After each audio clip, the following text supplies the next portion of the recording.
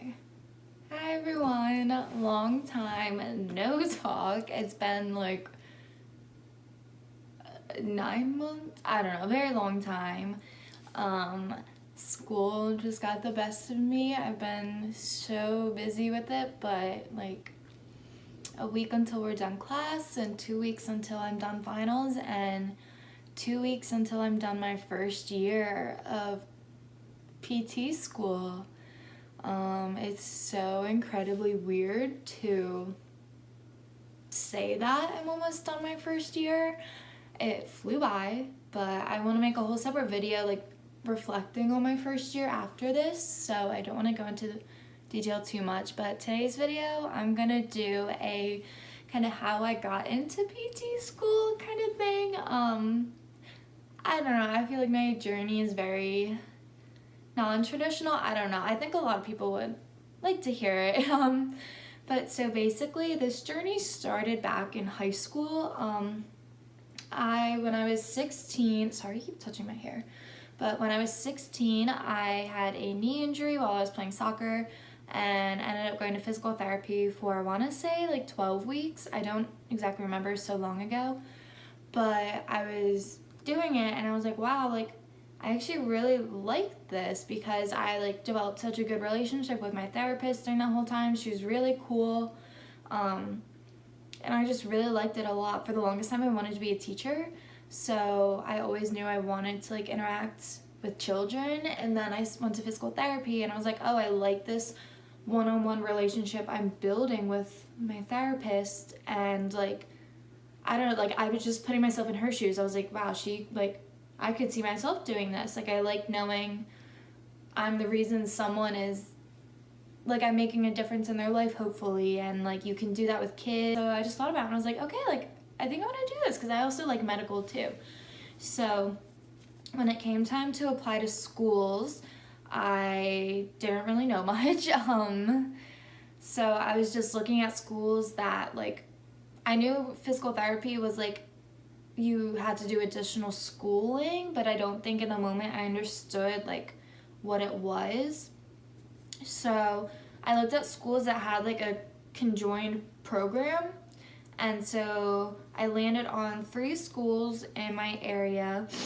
They were Widener University, where I'm at now, Arcadia University, and then Temple University, like all in the Philadelphia area.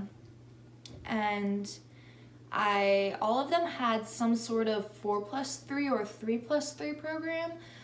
So to like quickly explain that for anyone that might not know it, when it has like that plus program, so a 4+3 would be you do your traditional 4 years of undergrad and then you go straight into your 3 years of graduate. You don't have to apply, you don't have to take your GREs, you don't have to do any of that stuff as long as you maintain certain grades, like GPA, like all this stuff you have to do, like shadowing hours, all of that, but you don't have to apply. You're like reserved to C, as they call it at my school. And then there's some schools had a 3+3 program. So essentially you would do your undergrad in 3 years instead of 4, and then go straight into your 3 years of grad school. But that 4th year, like your first year of grad school, but like your 4th year of undergrad, it's very confusing, but you're technically a grad student, but some of your grad classes are completing like prerequisites for your undergrad degree. If that makes sense. If that's not, I can do a whole separate like explanation of it, but basically you just finish everything a year early. And so it's a more like rigorous program because you're fitting 7 years of school into 6, but that's just how they do it. It's a really good opportunity. So when I applied, I got accepted into Widener's 3+3 program. So I was like, awesome, this is great. Like I really liked the school. I went on a bunch of tours there and really liked it. So that was that. So flash forward like a year and a half, I'm a little freshman, I move into college, and my freshman year was interesting to say the least. To put it, I don't even know, school was the least of my worries, and not even like in a like bad sense, like, well, yes, in a bad sense, but like I was one of those people that had a really hard time adjusting to moving out of home. Like, I'm a very homey person. I'm actually, like, at my parents' house right now. I'm a very homey person. Like, I like my family. I like my friends that I have at home. Like, I'm very comfortable here. And going to a school where I didn't know anyone was so, like, nerve-wracking for me. Like, if you know me now, I'm not the same freshman Hannah at all. Like, I was so shy. I was so, like, didn't talk to anyone, wasn't outgoing at all, like, just very, like, quiet. So freshman year was rough because of that. Yeah, like, I just had a lot of stuff going on in my personal life that I was, like, more worried about than school. And it was a big transition for me. Like, in high school, I was a smart student. Like, I was a A and B student without trying. Like, I hardly studied. Everything just came naturally to me. So, like, once it got into college, I went in as a biology major, if I didn't say that. So going into, like, a science major was a big adjustment for me. So yeah, it was just, like, a perfect storm, and there's so much going on. So needless to say, I did not keep my, like, reserved seat after my first semester, let alone my first year. But I was like, no worries, I can make it up. At my school, you could reapply to get your seat back if you met the requirements again, and, like, you just had to write a letter explaining, like, kind of what happened and why you think you should be accepted back. So in the back of my mind, that was always an option. So then my sophomore year came around, and it was hard. Like, I was a better student, but it was hard. So I did not do that great my sophomore year. So I was like, okay, maybe this, like, whole reapplying thing isn't gonna work, and I'll just apply to grad school, like, the traditional way. So my junior year started, and at the time, my cumulative GPA was not a 3.0, which is the minimum, at least, requirement for some schools. Some schools require even higher than that, but the schools I was looking at, you needed a minimum 3.0 cumulative GPA. So my goal for junior year was, by the time I was applying to PT school, which was, like, the end of my junior year, like, summer going into senior year, I said I am doing whatever I have to do to get this 3.0 GPA. So worked really, really hard my junior year. I ended up doing very, very well. I met my 3.0 requirement, so I was so excited. I think I had, like, a 3.06, like, barely made it. But I was like, whatever, I'll apply to at least, like, the local schools, the schools that I know I would want to go to, because applying is expensive. You have to pay for all the applications, you have to pay for GREs, you have to study for the GREs, so you probably have to buy materials for that. Like, it's just a lot. So I was like, I'm not going to invest a ton of money if I don't even know if I'm gonna get accepted, because I was meeting the bare minimum requirements for everything. So I was like, I'll just apply to my safety school, not my safety, but, like, local schools, and then if I have to take a gap year, I'll do the gap year, I'll bring up my grades, and I'll apply to more schools. So I was getting ready, and I was getting ready to take the GREs. I'm not a good standardized test taker at all. I hate them. I'm so bad at them. My SATs, I got a 1590, which isn't even anything fantastic. So I went to take my GREs, and not every school requires you to take them, but some schools do. And, like, the ones that don't, they're like, you can send us your scores and we'll look at them, but, like, we don't require it. So I took them, and again, for most schools, the bare minimum is a 300. So I took them the first time. I got a 298.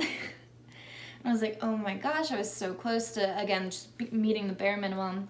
So I decided I was going to take them again a couple months later. I think the first ones I took in August, and then the second ones I sent out to take in October. And I used